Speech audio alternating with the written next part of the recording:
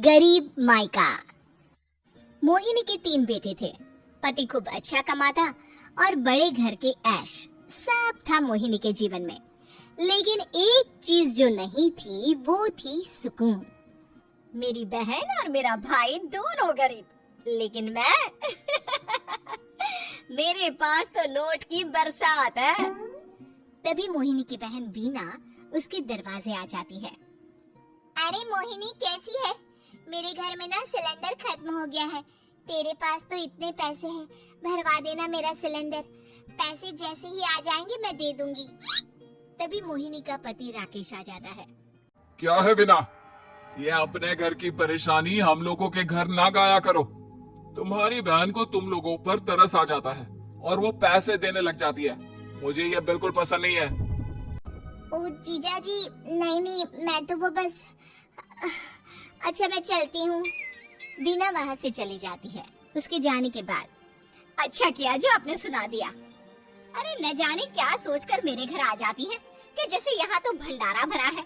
अरे कितना तो दे दिया। अच्छा जी, जरा 1000 तो देना। वो बिन्नी दीदी है ना, उनके घर जा रही हूँ।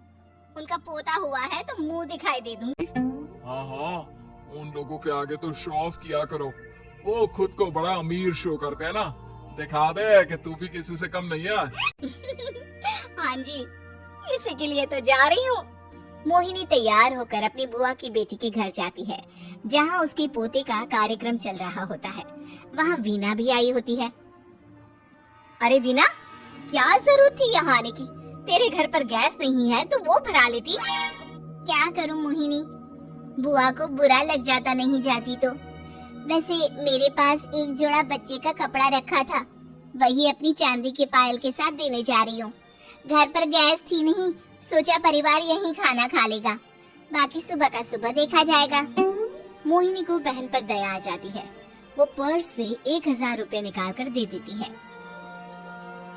ले वीना, लेकिन पैसे वापस कर देना, तेरे जीजाजी हिसाब लेते हैं। मोहिनी भी क्या करती, गरीबी में बहन का सहारा ही उसके जीवन जीने का आधार था। फिर एक रोज, सुनिए, भाई के घर बेटी हुई है, मुझे माँ के पास जाना होगा। अरे उस घर में ना कूलर है ना एसी, कैसे रहोगी तुम? हाँ, वही सोच रही हूँ कि अकेली जाऊं, बच्चों को साथ ना ले जाऊं। चले जाओ, लेकिन ये जो तुम अपने गरीब परिवार से मिलने चली जाती हो ना, मुझे बिल्कुल अच्छा नहीं लगता। पता नहीं मैं भी कैसे मैनेज करती हूँ, लेकिन क्या करूँ।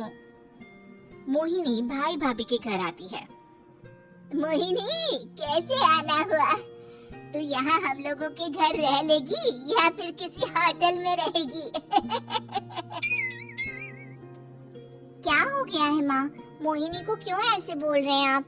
अरे तू नहीं जानती अपनी ननद को, पैसे वाली है ना, तो ऐड कुछ ज्यादा ही है। मोहिनी को माँ की बात का बुरा नहीं लगता है, क्योंकि उसे पता ही नहीं चलता कि माँ उसे जली कटी सुना रही है। वो भाभी की बच्ची के साथ लेन देन करती है और वहाँ से चली जाती है। उसके जाने के बाद, माँ क्यों आप मोहिनी को इतनी सारी बातें सुनाती हो? भाई का बेटा बोल पड़ता है। माँ, क्योंकि दादी जानती है कि बुआ के अंदर घमंड है। सही बोल रहा है मोहन। बहू भले तुझे ना दिखता हो, लेकिन मुझे और मोहन को दिखता है कि वो कितनी घमंडी है। मोहिनी मायके आती है, जहाँ गरीबी के कारण चीजें कम होती हैं। इस मोहन के बच्चे को काम पर लगा दो ना, किसी दुकान या किसी होटल में। बर्तन धो लिया करेगा, कम से कम 4 पैसे और आएंगे घर में। देख मोहिनी, माना तेरे पास पैसा है, लेकिन तेरे भाई के दिन इतने भी बुरे नहीं चल रहे कि वो अपने बच्ची की पढ़ाई रुकवा कर उससे बर्तन धुलवाए। मोहन माँ की ओर देखता है, जैसे आंखों से बोल रहा हो, देख लिया बुआ का हाल। हाँ मोहिनी, बात तो सही है, लेकिन अभी मोहन को पढ़ना है। आखिर तुम भी तो अपने दोनों बेटों को पढ़ा रही हो ना। मेरे बेटों से कैसे कंपेयर कर सकती हैं आप? अरे वो तो कलेक्टर बनेंगे। हाँ, कल को वो मोहन को नौकरी में रख लेंगे, क्यों? मोहिनी कुछ दिन और रहकर चली जाती है। धीरे धीरे दिन बीतता है। मोहन बड़ा होता है और कड़ी मेहनत से सफल भी हो जाता है।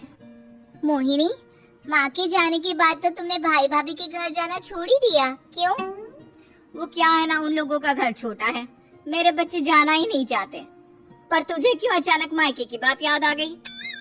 यार मेरा तो मायका है, भाई भाभी है, मेरा तो आना जाना लगा ही रहता है। हाँ, क्योंकि तुझे आदत है ना ऐसे छोटे से घर में और कम पैसे में रहने की। वैसे क्या खबर है आजकल मायके की अपने? अब वो घर छोटा और कम पैसे का नहीं रहा, क्योंकि मोहन तो बहुत बड़ा आदमी बन गया है। फिर क्या? मोहिनी भाभी को फोन करती है। मोहन किसी बड़ी कंपनी का मैनेजर हो गया है क्या भाभी? क्या ये सच है? हाँ मोहिनी दीदी, अब तो हम लोगों के गरीबी के दिन कट गए। आपके भाई ने कोई अच्छे कर्म किए होंगे जो हम लोगों का बेटा इतना अच्छा कमा रहा है। देख लो भाभी, पहले भी आपने कई गलतियां की थी, आप थोड़ा संभल कर चलना। भाभी को मोहिनी की बात समझ में नहीं आती कि वो क्या कहना चाहती है। फिर एक दिन वीना मोहिनी से कहती है, मोहिनी, हमारा भतीजा मोहन अच्छा कमा रहा है, क्यों ना मैं अपने बेटे की नौकरी के लिए उससे बात करूं? अरे बुआ का बेटा है, ये सोचकर मदद तो करेगा ना? हाँ हाँ, क्यों नहीं करेगा, उसके बुरे दिन में तो हम भी खड़े थे। मोहन को वीना फोन करती है और अपने बेटे की मदद करने की बात करती है।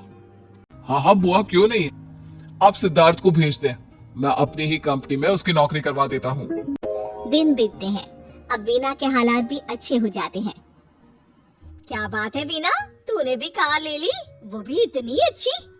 हाँ मोहिनी, अपने भतीजे के कारण तो हम लोगों के दिन अच्छे हो गए। उसने सिद्धार्थ की नौकरी लगवा दी है, वो भी शानदार। ठीक है, लेकिन पैसे ख्याल से खर्च करना। वो क्या है ना, पैसे आने आसान है लेकिन संभालने मुश्किल। मोहिनी घर पर अपने पति से बात करती है। देखो ना, सबके पास पैसे हैं, एक वक्त था जब मैं ही अमीर हुआ करती थी।